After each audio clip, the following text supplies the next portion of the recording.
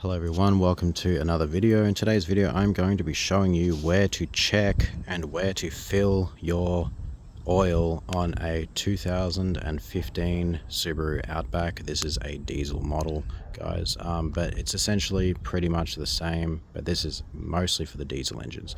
Okay, so make sure that your year model or your car looks very similar, at least to this.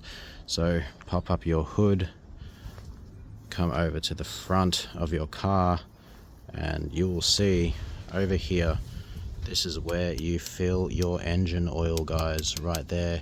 This is a little cap, just unscrew that and you put your oil in here. Over here, this is your oil level checker, guys. Okay, so you want to just pop your finger in and then pop that out, okay, just like this. And then it'll show you on your dipstick. Okay, this will show your dipstick. Make sure that you're at the correct oil level, guys. Make sure that you are not too low or too high, and then when you are done, you know, pop it back in, and that'll just go in quite easily like that.